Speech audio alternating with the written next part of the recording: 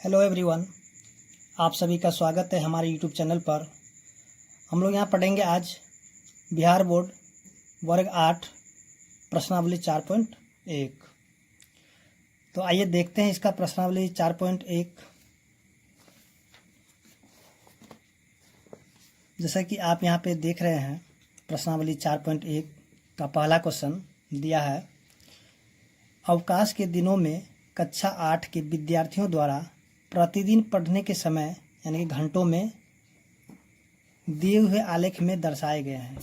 जैसा कि आप यहाँ पे जो आलेख देख रहे हैं, इसमें जो प्रतिदिन जो विद्यार्थी है उनका पढ़ने का जो समय दिया हुआ है, और इधर जो है विद्यार्थियों की संख्या है, और इधर जो है प्रतिदिन पढ़ने के घंटे हैं। तो इस आलेख के द्वारा जो है हमें यहाँ पे जो निम्नलिखित प्रश्न के उत्तर देना है। तो सबसे पहले यहाँ पे दिया हुआ है कि अधिकतम विद्यार्थियों ने कितने घंटे तक पढ़ा। तो यहाँ पे हम देखेंगे जो प्रतिदिन पढ़ने के घंटे जो यहाँ पे दिया हुआ है, तो यहाँ पे सबसे देखेंगे कि सबसे ज़्यादा जो ग्राफ किसका उठा हुआ है, तो हम देखेंगे 28 का जो सबसे ज़्यादा ग्राफ उठा हुआ है। तो यहाँ पे 4 और 5 यानी कि अधिकतम विद्यार्थियों ने 4-5 घंटे तक पढ़ा। तो हम यहाँ पे इसका आंसर जो है लिख सकते हैं कि यहाँ पे 4 और 5 घंटे तक पढ़ा था। उसी तरह 5 घंटों से कम समय तक कितने विद्यार्थियों ने पढ़ा। तो हम देखेंगे कि यहाँ जो है 5 से, यानी कि ये जो है 5 से ये सारे कम है। तो यहाँ पे बताना 5 घंटों से कम समय तक कितने विद्यार्थियों ने पढ़ा। तो यहाँ हम लिखेंगे कि 28 + 20 + 8 + 4। तो इनको हम जोड़ेंगे तो ये हो जाएगा, इनको हम जोड़ देंगे तो हो जाएगा 8 × 4 = 12, 30 40 यानी कि 60। यानी कि 5 घंटों से कम समय तक 60 विद्यार्थियों ने पढ़ा। उसी तरह यहाँ पे देखेंगे क्वेश्चन नंबर 100 जो कि दिया हुआ है, कुल कितने विद्यार्थियों ने अवकाश के दिनों में भी पढ़ा। यानी कि ये जो है ग्राफ जो दिया हुआ था, जो अवकाश के दिन था, अवकाश के दिनों में ये सारे विद्यार्थी ने पढ़ा था। यानी कि इन सब को हम जोड़ देंगे तो पता चल जाएगा अवकाश के दिनों में कितने विद्यार्थियों ने पढ़ा है। तो यहाँ पे हम लिखेंगे जैसे कि 4 + 8 + 20 + 28 + 16 + 12। तो सभी को हम जोड़ देंगे तो हो जाएगा 88। यानी कि अवकाश के दिनों में जो है 88 विद्यार्थियों ने पढ़ा है। उसी तरह क्वेश्चन नंबर 2 को देखेंगे, किस वर्ग अंतराल की बारंबारता अधिकतम है। तो यहाँ पे हम देखें 4 और 5 की जो है बारंबारता सबसे अधिकतम है। तो यहाँ पे लिखेंगे 4 और 5 की बारंबारता सबसे अधिक है। 4 और 5 की बारंबारता सबसे अधिक है।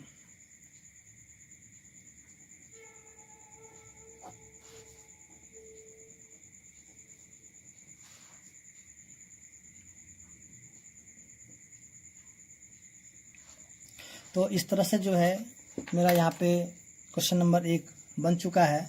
अब हम देखेंगे क्वेश्चन नंबर 2। तो जैसा कि आप यहाँ पे क्वेश्चन नंबर 2 को देख रहे हैं कि अपनी कक्षा के सभी छात्रों के जूते या चप्पलों के माप एकत्रित कीजिए, उन्हें निम्न तालिका में भरकर एक बारंबारता बंटन सारणी बनाइए। जैसा कि यहाँ पे दिया है 5 नंबर 6 यानी जूतों की माप, यानी 5 नंबर 6 नंबर 7 नंबर 8 नंबर। उसके बाद यहाँ पे जो है मिलान चिन्ह। तो यहाँ जो है आप अपने हिसाब से जो है यहाँ पे जैसे कि 5 नंबर जूतों की संख्या कितना है, तो हम यहाँ पे लिख लेंगे। जैसे कि हम मानते 5 नंबर जूतों की संख्या 6 कर देते हैं। तो 1 2 3 4 ये हो गया 5 और हो गया 6। तो यहाँ पे लिखेंगे 6। उसी तरह यहाँ पे 6 नंबर जूतों की संख्या हम ले लेते हैं 4। तो 1 2 3 4 तो हो जाएगा 4। उसी तरह 7 नंबर जूतों की संख्या हम मान लेते हैं 5। तो 1 2 3 4 ये हो जाएगा 5, तो हो गया 5। फिर 8 नंबर जूतों की संख्या, तो 8 नंबर जूतों की संख्या मान लेते हैं यहाँ पे 7। तो 1 2 3 4 तो हो जाएगा 5, फिर 6 7। तो यहाँ पे हो जाएगा 7। अब इनको हम क्या करेंगे, यहाँ पे जोड़ देंगे, तो हो जाएगा 6 4 10 5 15 7 22। तो इस तरह हम देखेंगे कि क्वेश्चन नंबर 2 का भी आंसर आ चुका है। तो आप जो यहाँ पे अपने हिसाब से भी जो है आप यहाँ पे कुछ भी मान रख करके आप इस तरह से जो दिया हुआ है यानी कि बारंबारता बंटन सारणी आप बना सकते हैं। तो कोई ज़रूरी नहीं कि आप यही मान रख करके बनाइए। आइए हम देखते हैं क्वेश्चन नंबर 3। जैसा कि आप यहाँ पे देख रहे हैं क्वेश्चन नंबर 3 दिया हुआ है कि ककड़िया गांव के 27 मकानों के 1 माह का बिजली बिल रुपयों में निम्नलिखित है। जैसा कि आप यहाँ पे देख रहे हैं, तो इन्हें जो है वर्ग अंतराल यानी 300 से लेकर 400 आदि लेकर एक बारंबारता सारणी बनाइए। तो आइए हम यहाँ पे इसको जो एक सारणी बनाते हैं। तो जैसा कि हमने यहाँ पे पहले से एक सारणी को क्वेश्चन नंबर 3 का बना कर रखा है, जैसे कि यहाँ पे वर्ग अंतराल, मिलान चिन्ह, बारंबारता। तो यहाँ पे क्वेश्चन बोलेगा 300 से लेकर 400 तक का इसका वर्ग अंतराल लेना है। तो यहाँ हम लिखे 300 से 400। तो यहाँ पे हम देखेंगे कि सबसे जो है पहले तो 300 400 सबसे बड़ी संख्या कौन है। तो हम देखेंगे सबसे बड़ा संख्या जो यहाँ पे 700 आ रहा है, यानी कि 700। तो इसको हम क्या करेंगे, 800 तक का घर हम यहाँ पे ले लेंगे। तो यहाँ पे हम 300 से 400, 400 से 500, 500 से 600, 600 से 700, 700 से 800 तक का घर यहाँ पे ले लिया है। तो अब हम यहाँ पे देखना है कि 300 से लेकर के 400 तक के घर कितने घर हैं। और यहाँ पे हमें करना क्या होगा कि यहाँ 300 लेना है और 300 से लेकर के 400 से हमें कम तक का लेना है कि 400 को हमें छोड़ना होगा, क्योंकि 400 इसलिए हम छोड़ेंगे क्योंकि 400 हमें यहाँ पे लेना पड़ेगा। इसलिए इस घर में जो हम क्या करेंगे 400 को छोड़ के चलेंगे। तो आइए हम यहाँ पे इसको बनाते हैं। जैसे कि हम देखेंगे कि यहाँ पे जो 400 से जो छोटा होगा उन सभी संख्या को ले लेना होगा। जैसे हम देखेंगे 400 छोटा यहाँ पे 324 है, तो यहाँ पे 1 हो गया। उसी तरह हम देखेंगे 2 3 यानी कि ये सब 400 से छोटा है, 3। उसके बाद 4 4 इसका ये हो गया 4, यानी कि यहाँ पे हो जाएगा 4 1 मिनट, जैसे कि 1 2 3 4 यहाँ पे 5। तो इसको जो हम लिखेंगे 1 2 3 4 और ये हो जाएगा 5। तो यहाँ पे लिखेंगे 5। उसी तरह हम देखेंगे कि 400 से 500। अब इसमें करना क्या होगा कि 400 को हमें लेना होगा और 500 को छोड़ देना होगा। तो यहाँ देखेंगे कि 400 यहाँ पे हो जाएगा 1 2 2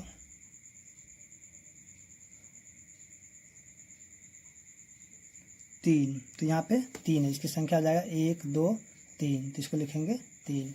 उसी तरह यहाँ जो है करना क्या होगा कि 500 लेना होगा और 600 को छोड़ देना होगा। तो हम देखेंगे कि यहाँ पे जो है 500 से ऊपर और 500 या 500 से ऊपर को लेना है और 600 को छोड़ना है। तो यहाँ देखेंगे कि 1 2 3 4 5 6 7 8 यानी कि 8 है। तो यहाँ पे लिखें 1 2 3 4 5, उसके बाद 6 7 8 हो जाएगा 8। उसी तरह यहाँ पे जो है 600 को लेकर के 700 को छोड़ना होगा। तो यहाँ पे देखेंगे 700 को छोड़ेंगे तो यहाँ पे 1 के बाद 2 3 4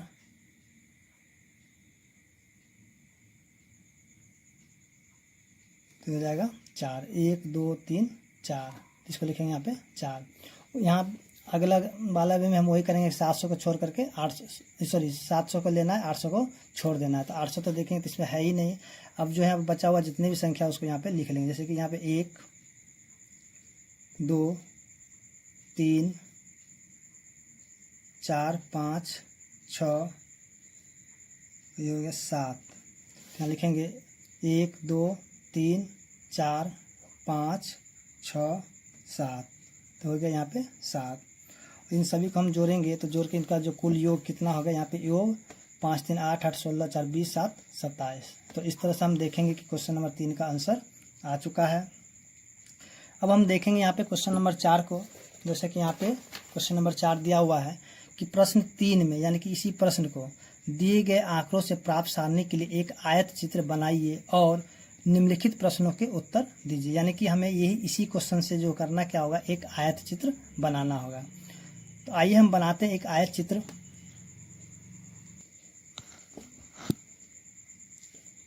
तो आइए, जैसे कि हमने क्वेश्चन नंबर जो 3 था उसको यहाँ पे हमने क्वेश्चन नंबर 4 की जगह पे नोट कर लिया है। तो जैसा कि आप यहाँ पे देख रहे हैं कि वर्ग अंतराल और यहाँ पे बारहमानता को हमने ले लिया है। तो इसकी सहायता से हम करेंगे क्या कि जो एक आयत चित्र बनाएंगे और उसके बाद जो यहाँ पे क्वेश्चन नंबर 4 में जो प्रश्न दिया हुआ है उसको हम यहाँ पे इसका आंसर बारी बारी से देंगे। तो सबसे पहले हम यहाँ पे एक आयत चित्र बना लेते हैं।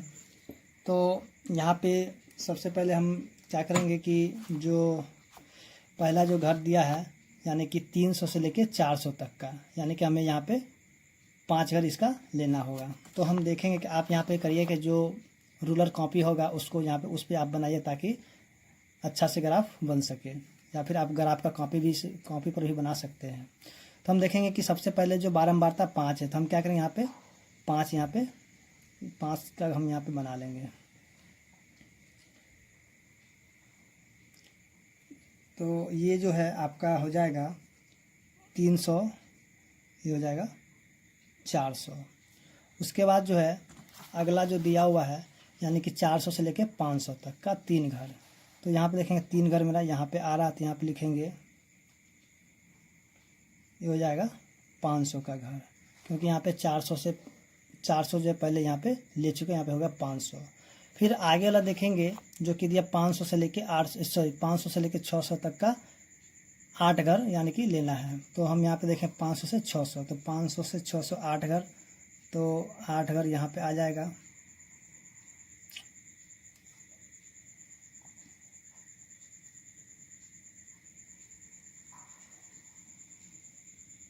तो हो जाएगा 600 का घर।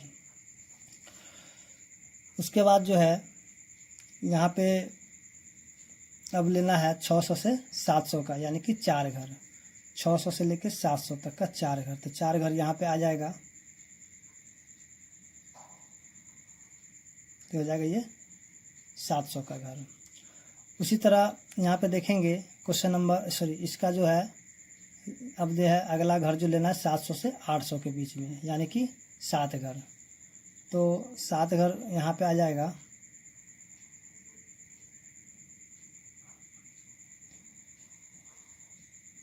हो जाएगा 800 का घर।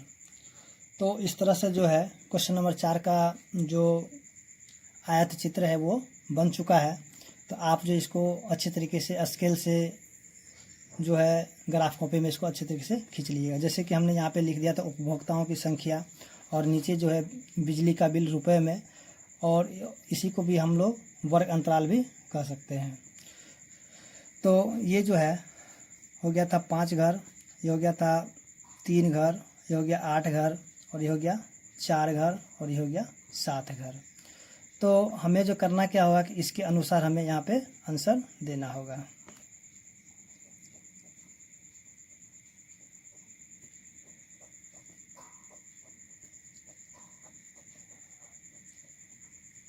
तो यहाँ पे क्वेश्चन नंबर 4 का जो पहला क्वेश्चन दिया हुआ है कि किस समूह में, यहाँ पे जो है दिया हुआ क्वेश्चन में कि किस समूह में बिजली उपभोक्ता की संख्या सबसे अधिक है।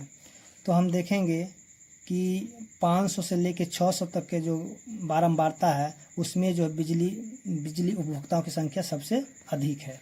तो इसका जो पहला आंसर हो जाएगा 4 का, यानी कि 400 से लेके 500 तक, 500 से 600 के बीच में।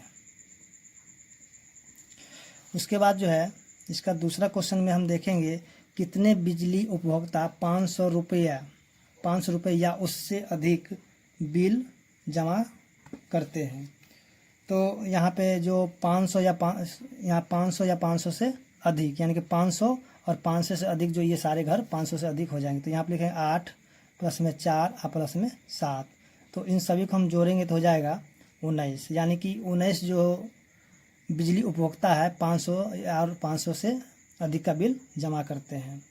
उसी तरह हम देखेंगे क्वेश्चन नंबर 3 को, जो कि दिया हुआ है कितने उपभोक्ता 400 रुपये से कम का बिल जमा करते हैं, यानी कि 400 से जो कम का बिल जमा करते हैं तो यहाँ पे उपभोक्ताओं की संख्या सिर्फ 5 है। तो यहाँ पर हो जाएगा 5, क्योंकि ये जो है ये 400 से ये नीचे ही आ जाएगा।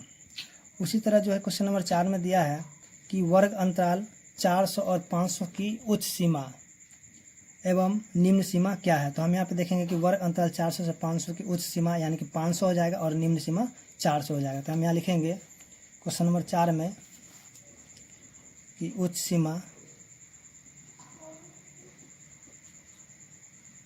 500 और निम्न सीमा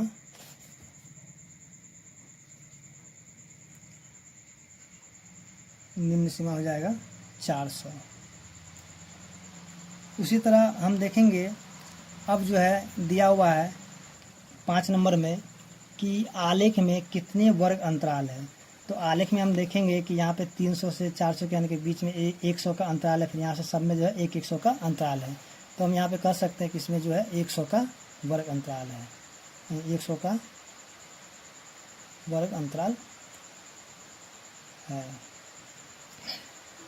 तो इस तरह से जो है क्वेश्चन नंबर 4 मेरा यहाँ पे बन चुका है। उम्मीद करते हैं कि आपको क्वेश्चन नंबर 4 समझ में आ गया होगा। अब हम देखेंगे यहाँ पे क्वेश्चन नंबर 5। जैसे कि आप यहाँ पे देख रहे हैं क्वेश्चन नंबर 5 दिया हुआ है, राजू अपने घर के कपड़ों को रंगों के आधार पर अलग करके इस प्रकार अंकित करता है कि उजला को W से सूचित करता है, लाल को R से, काला को B से, पीला को Y से, अन्य रंग को O से सूचित करता है। तो बनाई गई सूची निम्न रूप में है, यानी कि यहाँ पे इस प्रकार से दिया हुआ है। तो यहाँ पे बताना है कि मिलान चिन्हों का प्रयोग करते हुए एक बारंबारता बंटन सारणी बनाइए। इसे प्रदर्शित करने के लिए एक दंड आलेख खींचिए। तो आइए हम सॉल्व करते इस क्वेश्चन को।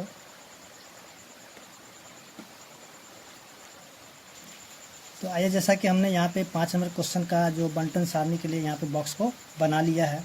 अब हम यहाँ पे क्या करेंगे कि जो y यानी कि येलो रंग का जो कितना दिया हुआ है उसको हम यहाँ पे लिखेंगे। तो आइए सबसे पहले हम देखते हैं कि y जो है कितने हैं। यहाँ पे y यहाँ पे यहाँ पे y है 1 2 3 4 5 6 7, यानी कि y है यहाँ पे 7। 1 2 3 4 5 6 7 हो जाएगा 7। उसी तरह हम देखेंगे W, जैसे कि यहाँ पे हमने लिखा हुआ है, तो आप जो अपने हिसाब से लिख लीजिए, जैसे कि यहाँ पे दिया हो जिस हिसाब से लिख लीजिए। यहाँ पे W है, तो W कितना आता है यहाँ पे 1 2 3 4 5 6 7 8। तो लिखेंगे 1 2 3 4 5 6 7 8, यहाँ हो जाएगा 8। उसी तरह हम देखेंगे कि R की संख्या कितनी है। तो R है 1 2 3 4 5 6 7 8 9 10, लिखेंगे 10। तो 1 2 3 4 5, 1 2 3 4 5, तो 5 और 5 हो जाएगा 10।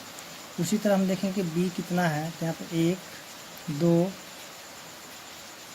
3 4 5 6, तो हो जाएगा 6। तो 1 2 3 4 5 हो जाएगा 6। अब देखेंगे O कितना है। तो यहाँ पे 1 2 3 4 5 6 7, तो O की संख्या 7 है। 1 2 3 4 5 6 7 हो जाएगा 7। सॉरी, यहाँ पे 6 लिखना भूल गए थे। हो गया 6 और ये हो गया 7। तो अब जो है इनका जो कुल संख्या है, तो कुल संख्या हो गया 8 7 15, 10 25, 25 और 7 32 और 6 38। तो यहाँ पे कुल जो है यहाँ पे हो जाएगा 38, यानी कपड़ों का जो कुल संख्या हो जाएगा 38। अब जो है यहाँ पे करना क्या है, इसका जो एक दंड आलेख खींचना है। तो आइए हम इसका एक दंड आलेख खींचते हैं। तो सबसे पहले हम यहाँ पे देखेंगे कि जो कि सबसे बड़ा अंक कौन सा, सबसे बड़ा अंक यहाँ पे 10 आ रहा था। यहाँ पे हम क्या करेंगे कि जो इस तरह से एक हमने ग्राफ खींचने के लिए बना लिया है, जैसे कि यहाँ पे कपड़ों की संख्या यहाँ पे 0 से लेकर के 10 तक का संख्या लिख लेंगे। उसी तरह यहाँ पे जो दिया हुआ है कपड़ों का रंग हमने यहाँ पे लिख लिया है। अब यहाँ पे जैसे हम बनाएंगे उस तरह से यहाँ पे कपड़ों का रंग लिखते जाएंगे। तो सबसे पहले यहाँ पे दिया है वाई, यानी कि पीला रंग का कपड़ों की संख्या 7 है। तो हम क्या करेंगे 7 रंग के यहाँ पे बना लेंगे।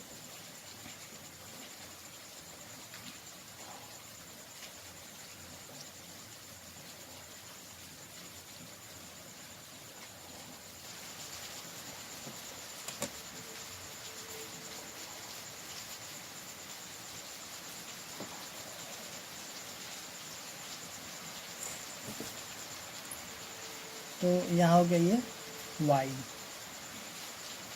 इसके बाद जो है w, यानी कि वाइट है 8। तो हम यहाँ पे 8 इसको इस तरीके से बना देते हैं।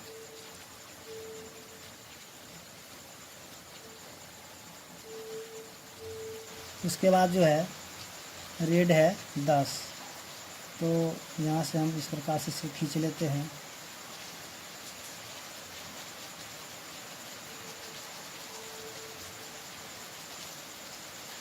उसके बाद देखेंगे जो ब्लैक है वो 6 है। तो 6 आ जाएगा यहाँ पे।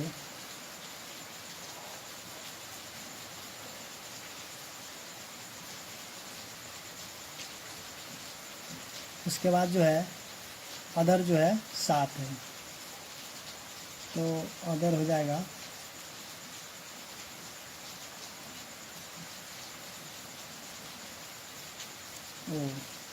तो आप जो इसे ग्राफ कॉपी या फिर हिंदी का कॉपी में जो आप इसे बना लीजिएगा, उसमें अच्छा बनेगा। तो हम यहाँ पे इसको इस तरीके से कलर कर देते हैं या रंग देते हैं।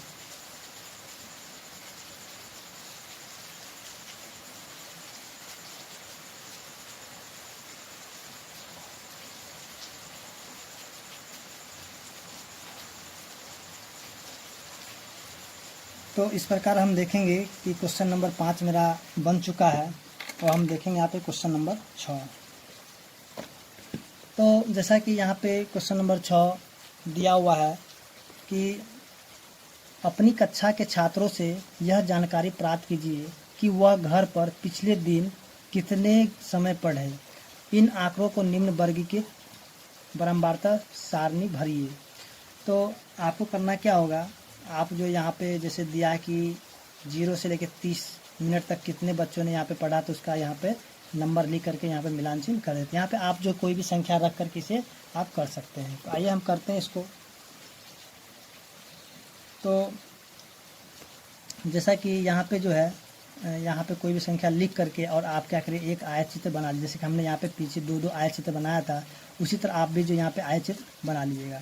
तो मानते हैं कि 0 से लेकर 30 तक जो यानी कि 0 से लेकर 30 मिनट तक जो है 5 विद्यार्थियों ने पढ़ा। तो यहाँ पर 1 2 3 4 और ये हो गया 5। तो ये हो जाएगा 5। उसी तरह 30 से लेकर 60 तक मान लेते हैं कि यहाँ पे 3 विद्यार्थियों ने पढ़ा था। 1 2 3, यहाँ पे लिख देते हैं 3। उसी तरह 60 से लेकर 90 मिनट तक जो है मान लेते हैं कि यहाँ पे 7 बच्चों ने पढ़ा। तो 1 2 3 4 5 6 7, यहाँ पे लिखेंगे 7।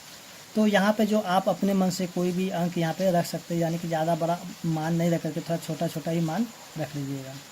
तो 90 से लेके 120 तक मान लेते हैं कि 1 विद्यार्थियों ने पढ़ा। तो यहाँ पे लिखेंगे 1 हो जाएगा 1। उसी तरह 120 से लेकर के 150 तक जो है मान लेते हैं कि 3 विद्यार्थियों ने पढ़ा। तो 1 2 3, यहाँ लिखेंगे 3। उसी तरह 180 से लेकर 210 तक जो है 4 विद्यार्थियों ने पढ़ा। तो 1 2 3 4, यहाँ लिखेंगे 4। फिर जो है 210 से लेकर 240 तक जो है, मतलब मान लेते हैं यहाँ पे जो है 2 विद्यार्थियों ने पढ़ा, तो यहाँ पे 1 2, यहाँ पे लिखेंगे 2। अब जो है करना क्या है कि आपको जो है इस जो आंकड़ा यहाँ पे दिया हुआ इसी की सहायता से आप क्या करें, एक आयत चित्र बना लीजिए। जैसे हमने पीछे एक आयत चित्र बनाया हुआ था, तो आप जो उसी की सहायता से इसे बना लीजिएगा। तो उम्मीद करते हैं कि आपको क्वेश्चन नंबर 6 समझ में आ गया होगा। अब हम यहाँ पे देखेंगे क्वेश्चन नंबर 7 को। तो यहाँ पे क्वेश्चन नंबर 7 में दिया हुआ है कि निम्नलिखित में से किस प्रकार के आंकड़ों को दर्शाने के लिए आप एक आयत चित्र बना सकते हैं।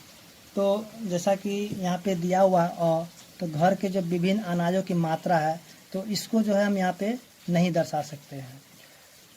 उसके बाद जो बहुत दिया है किसी विद्यालय के सभी विद्यार्थियों की ऊंचाई, तो इसको हम जो दर्शा सकते हैं। मान लीजिए कि ऊंचाई जो है किसी का जो है 10 सेंटीमीटर है, किसी 10 इंच है, यहाँ पे जो है किसी जो विद्यार्थी की ऊंचाई जो मान लेते हैं 5 फीट है, किसी का 3 फीट है, किसी का 4 फीट है, उस हिसाब से जो है आप यहाँ पे इसका जो है बना सकते हैं। उसके बाद जो है यहाँ पे 5 कंपनी द्वारा निर्मित टेलीविजनों की संख्या, तो टेलीविजन संख्या के जो है आप यहाँ पे जो है आयत चित्र नहीं बना सकते हैं। उसी तरह जो एक व्यस्त चौराहे पर प्रातः 8 बजे से लेकर दोपहर 2 बजे तक गुजरने वाली वाहनों की संख्या, तो यहाँ पे जो आप यहाँ पे उसको ज्ञात कर सकते हैं। जैसे कि यहाँ पे जो वाहन जो बहुत प्रकार के होते हैं, इसलिए जो आप इसका जो है आयत चित्र खींच सकते हैं। उसी प्रकार आपके वर्ग के सभी छात्रों के घर से विद्यालय की दूरी जो है आप जो है इसको मीटर में प्रत्येक के लिए कारण मतलब दीजिए, यानी कि आप जो इसको भी यहाँ पे बना सकते हैं। क्योंकि जो है सभी विद्यार्थियों की दूरी जो है समान नहीं होकर के आगे पीछे हो सकता है, तो इस प्रकार जो आप इसका भी आयत चित्र बना सकते हैं।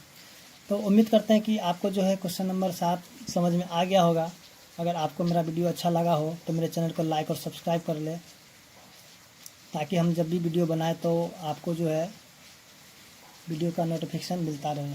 धन्यवाद।